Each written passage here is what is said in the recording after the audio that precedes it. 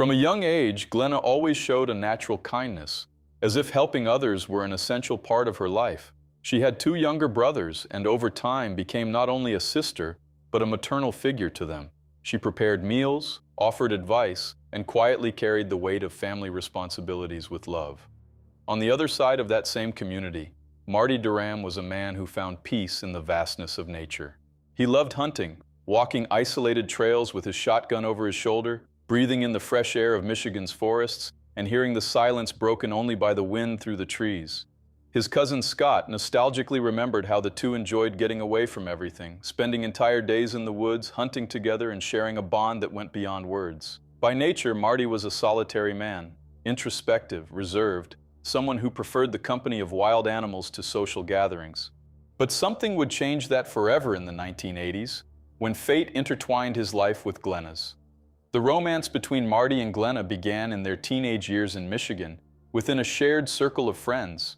They knew each other only superficially, exchanging glances and casual laughter during group gatherings.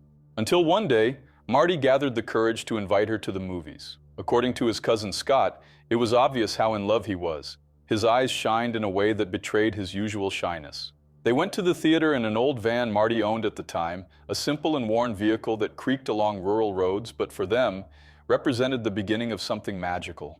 It was Marty's first romantic date, the first time he had intentionally gone out with a girl. Glenna felt the same intensity, so in love that, in an impulsive and permanent gesture, she tattooed his name on her hand.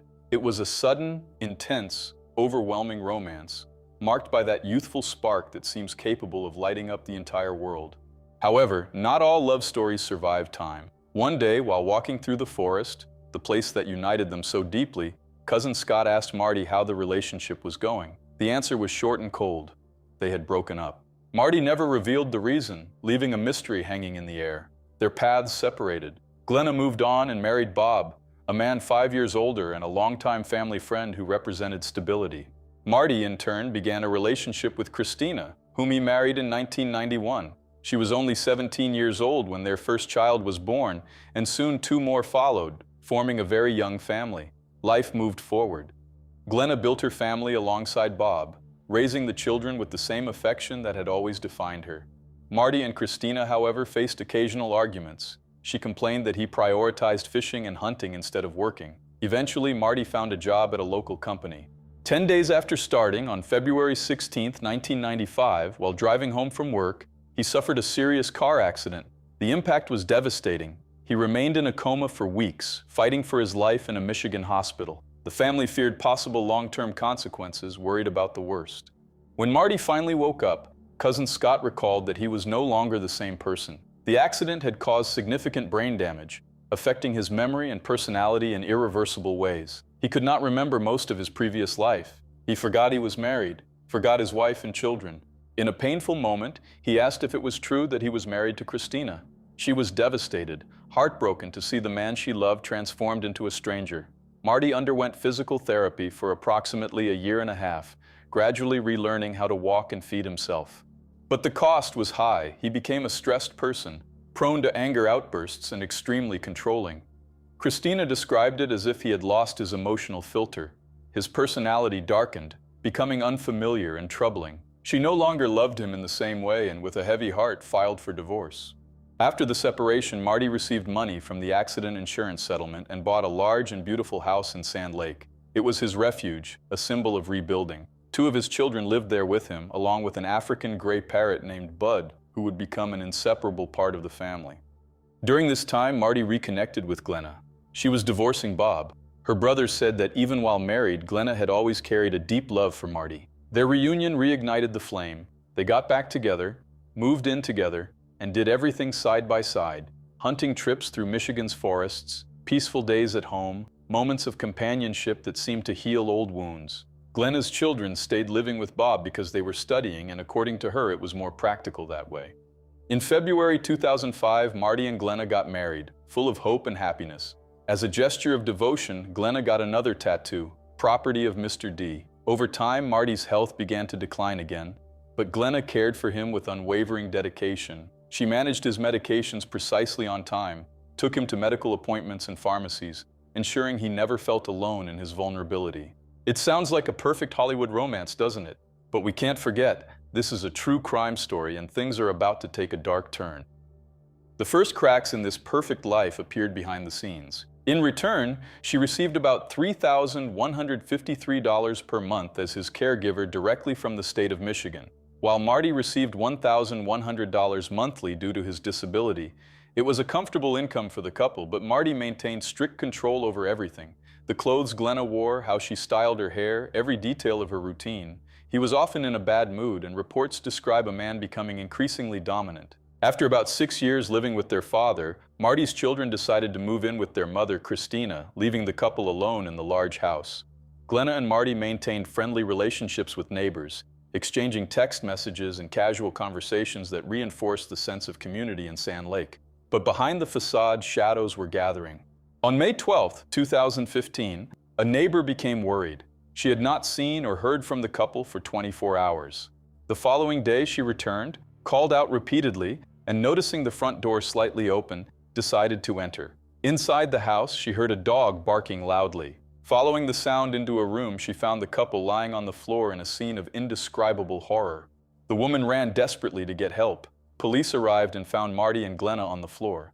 Initially, they believed both were dead. There were no signs of forced entry. The open door suggested something internal.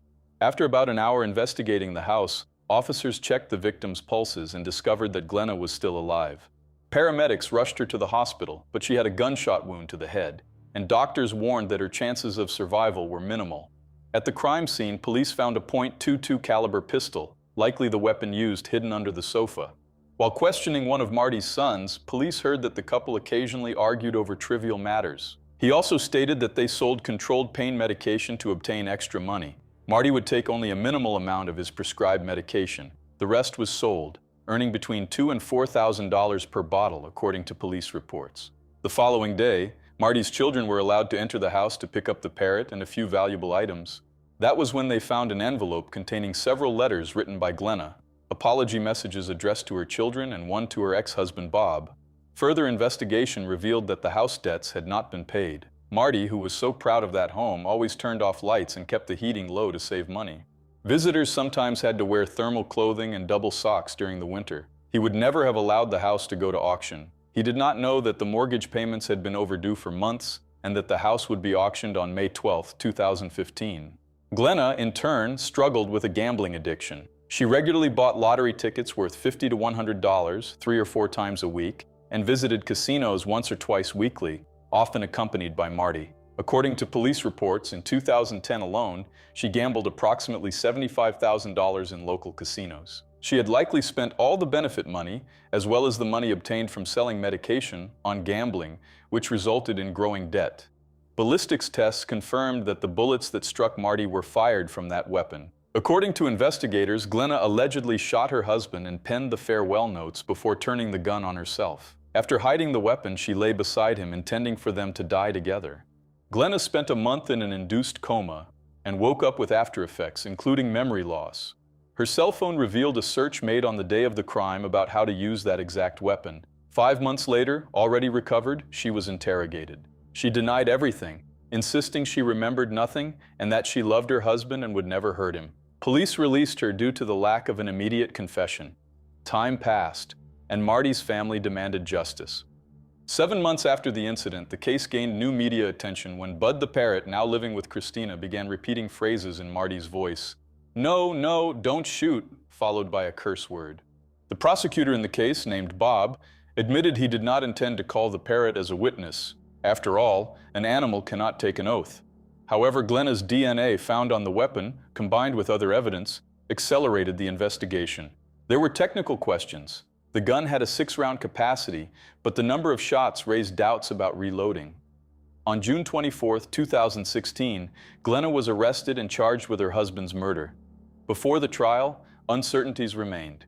How could she shoot her husband, injure herself, and still have the strength to hide the weapon and lie down beside him? Where was the money kept in a safe? The children revealed that while searching the house, they found and kept $225 in one envelope and $1,200 in another, without informing police, ruling out robbery as a motive. During the trial, prosecutors argued that Glenna acted to hide the imminent auction of the house, a consequence of her uncontrolled gambling. They presented the letters with farewell messages, the phone search, the DNA on the weapon, and witnesses who reported Glenna saying, in moments of frustration, that she hoped her husband would die. The neurosurgeon confirmed that the head wound still allowed mobility. Glenna was sentenced to life in prison without the possibility of parole for intentional homicide. Some members of her family and Marty's cousin Scott still believe in her innocence, suggesting the case could involve drug dealing. But Glenna didn't go quietly. Throughout the trial, she was a constant presence of defiance, often appearing in a wheelchair or using a walker due to the injuries she had caused herself. She would shake her head vigorously at every piece of evidence, whispering aggressively to her lawyers that it wasn't true. When the farewell letters were read, she wept loudly. But the prosecutor, Bob Springstead, noted they were crocodile tears, crying only when the evidence turned against her, never for the loss of Marty. In the hallways, heated arguments broke out between her supporters and Marty's family, who had created a Justice for Marty movement. As she was led away to serve life without parole, her eyes weren't filled with grief, but with visible anger. She stared intensely at the prosecutors and Marty's relatives with a cold, glaring look, loudly declaring her innocence and her love for Marty. It was a final, desperate act of a woman who refused to accept the truth. In an interview from prison, Glenna stated with a firm voice and tearful eyes that she would never be capable of hurting the man she loved, that their love was real, and that she believed they would meet again one day. Her lawyers attempted to obtain a new trial, but the request was denied. It's hard to believe that a love story that started so simply, in an old van on the roads of Michigan, ended like this. Between Marty's personality change after the accident and Glenna's gambling debts, a house that was supposed to be a sanctuary became a crime scene. In the end, the only witness left to tell the story was a parrot named Bud.